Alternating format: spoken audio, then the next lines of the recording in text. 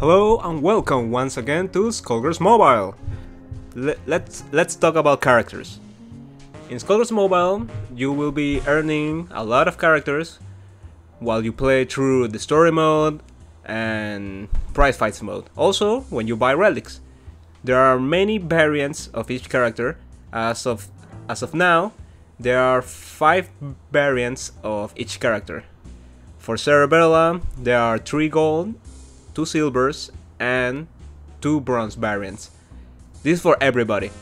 As of the latest update, we have 3 golden characters, 2 silver ones, and 2 bronze ones.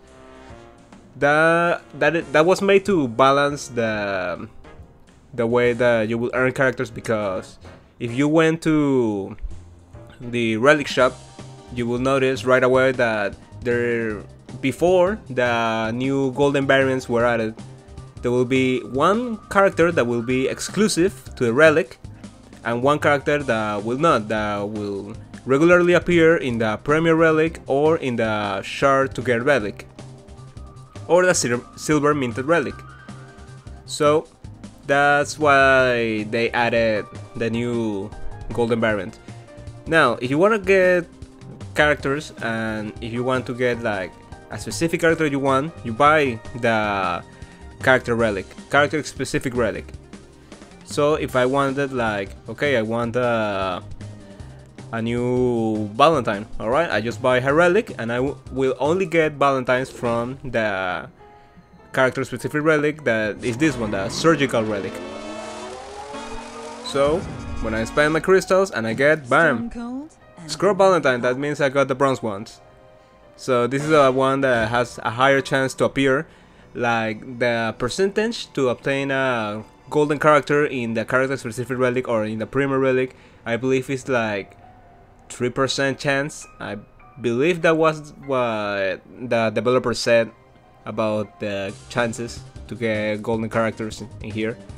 But either way, you can see all your characters and moves in collections. Now, as I told you, Skullgirls Mobile is a fighting game, but to make things a little bit interesting or variable, because as all you know, in fighting games, all characters have a gimmick. It will be either he's a grapple character, like he's a setup character, like a character that is good up close or in range. And Skullgirls Mobile has tried to make the best adaptation of character gimmicks, and also adding some new things to like increase the diversity between all the characters and variants that are in here. As of for me, you can say, okay, Cerebella. As we all know, Cerebella was the grappler of the game. So most of her moves involve grappling, and that is a really good thing, because in Skullgirls, as the same as in a real fighting game, command grabs are unblockable. Regular throws are blockable, yeah. You just put the same input and you can break them. But there are also she gets a lot of advantage because of her signature ability. So every character in Skullgirls Mobile has a signature ability and a character specific ability.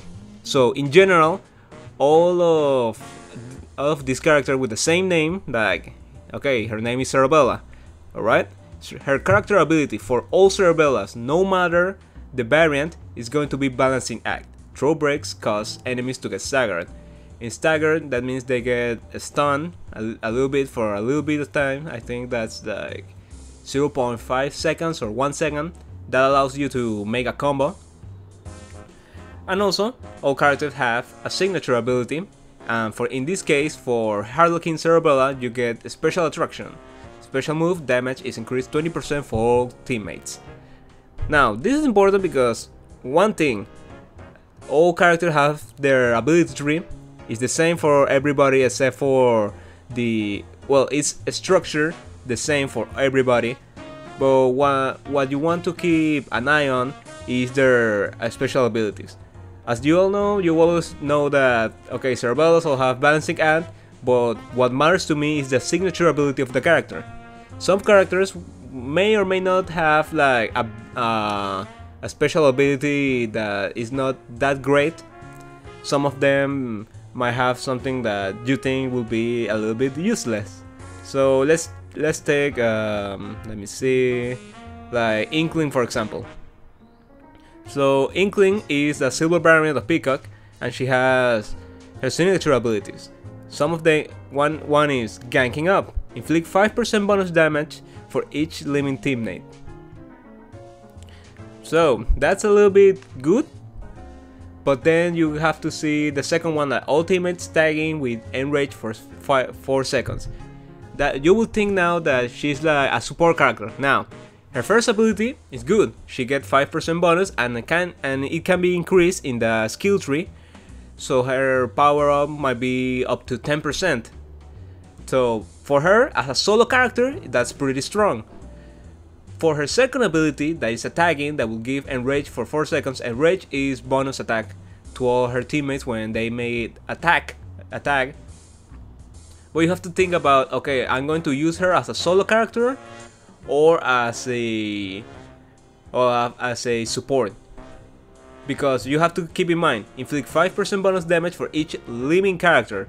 That means you need to have your other 2 team members alive to get this ability to work.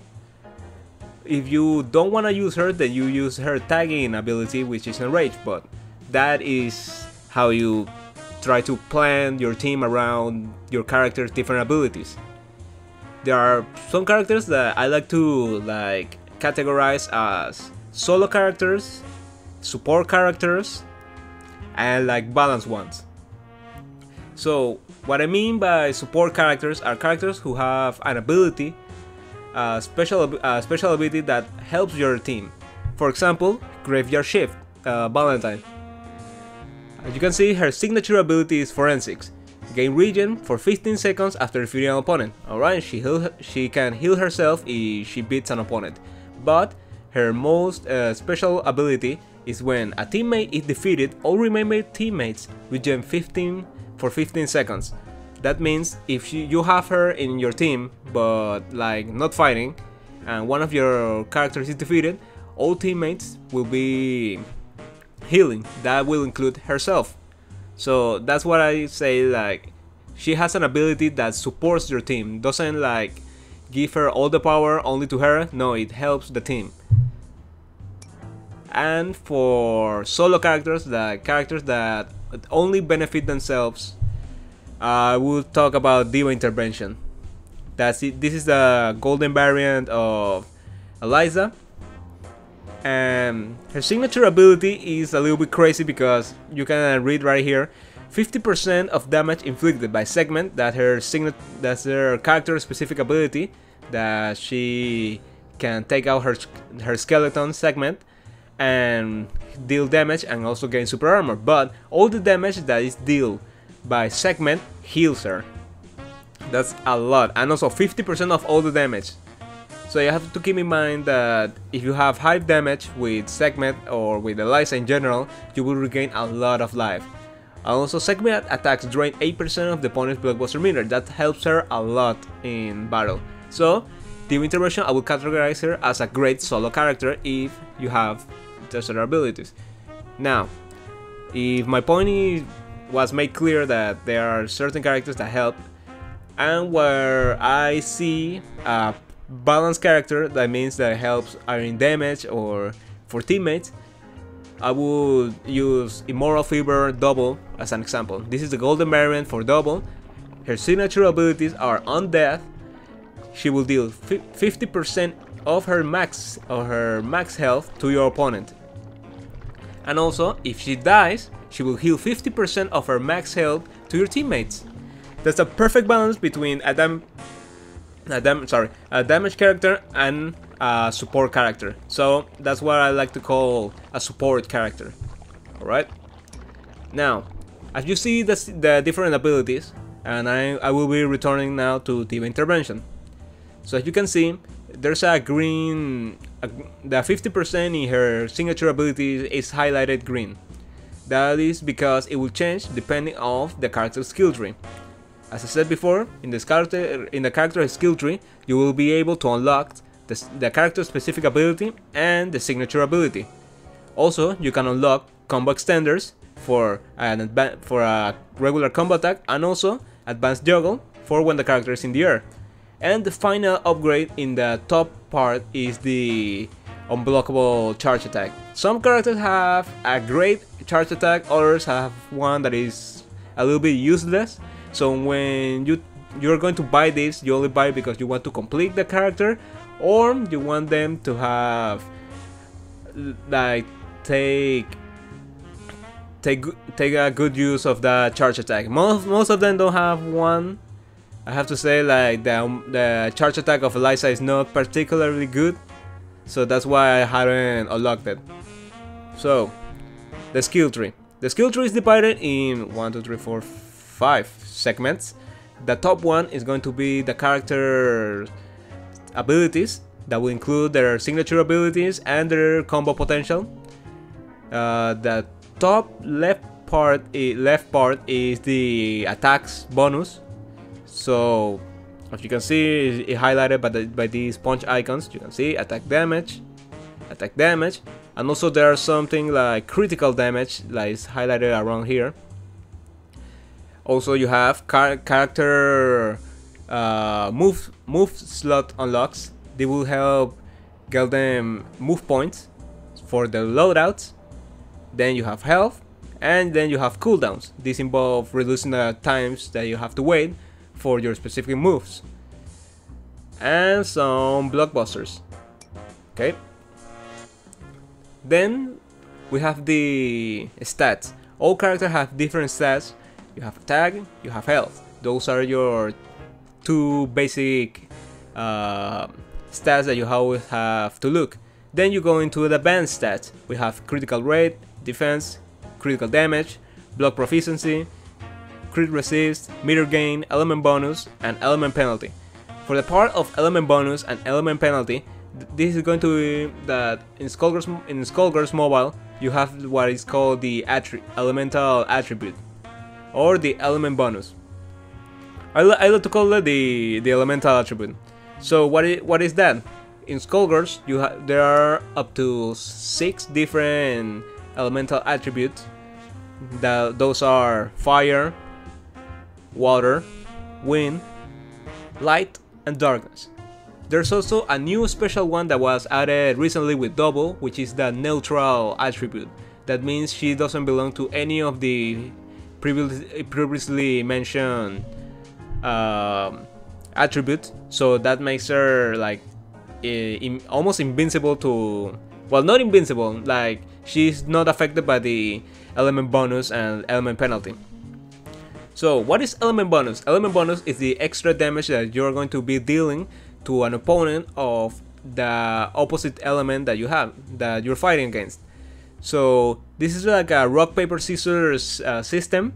So like how they explain it is fire beats wind, wind beats water, water beats wind. Alright, those three are going to have advantages and disadvantages against each other. So for light and dark are completely immune against elemental bonuses of the other three last mentioned, but light beats dark and dark beats light. So when they fight each other, they have all elemental bonuses, but no elemental penalty. But also elemental penalty is active, so you have to keep that in mind. So what is elemental penalty? Elemental penalty is going to be the extra damage you will receive when you fight an opponent who has the attribute that beats yours. And that's something like in the mind games, like you have to think about, I want an elemental bonus, do I want an elemental penalty in my fight? You have to check your opponents and try to make a team working around those elemental bonuses or elemental penalties. Then you have your resistances. There are many status that can be inflicted to your characters, such as bleed, which is like poison, if you are familiar with that you will lose health for a certain amount of time. There is a stun, where your character gets stunned, they cannot move for a little bit of time, and they are open to be comboed to death. There's also cripple, which also works as a type of stun, but only applies when they are hit by a combo or a blockbuster. There's armor break, which reduces your defenses, and also disable. Disable that means that you cannot tag, and also you cannot use your special moves or blockbusters. So just to tell you, there are ways in which you can improve your stats, not only by buying points in the character skill tree, because like I have almost some of them for my character. You can unlock them in the character skill tree, because I have almost filled the HP gap. All the green things that you see here are bonuses that I got from the skill tree, but there are also the stats given you by your moves and your loadout. As you can see in the bottom part, you can see my loadout. I have 60 points and I only use 15 of them. That's because each move, blockbusters or special moves, have their own points or move points. So you have to build your set loadout around that.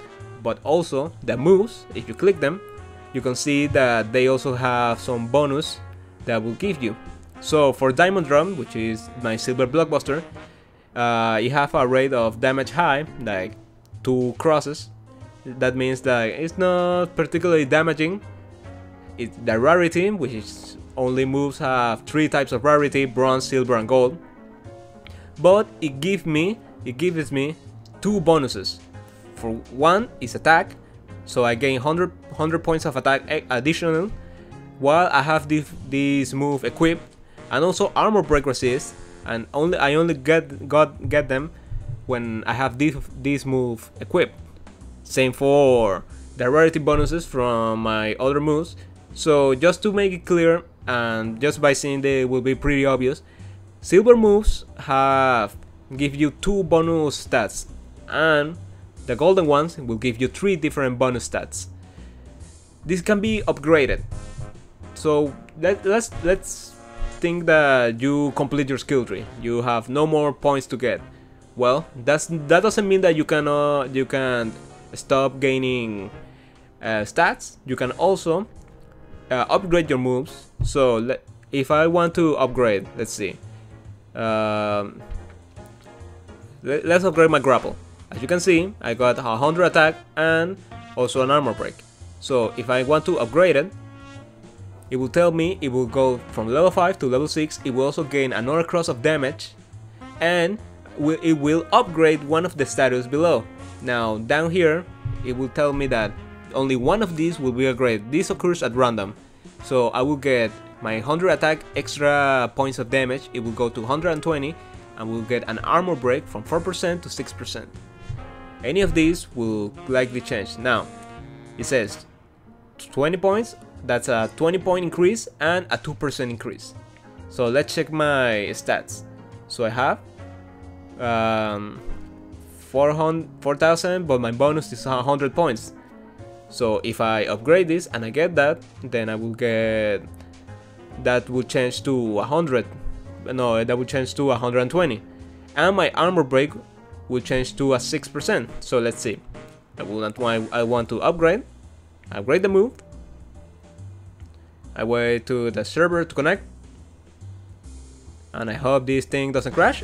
It has been upgraded, and now it says attack bonus 120.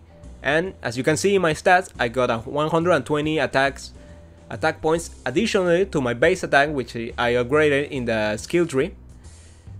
So that means while I have equipped this diamond drop move, I will get 120 extra attack points for my character.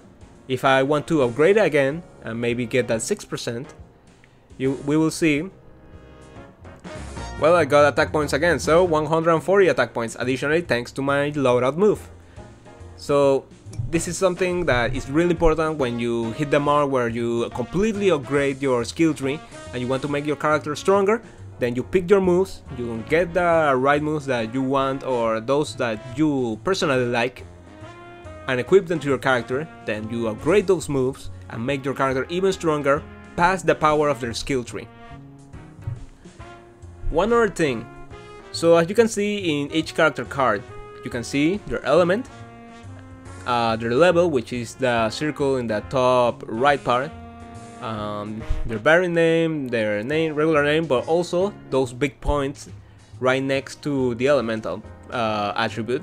Those are their character fight points. That is a score that will rank your character as like strongest.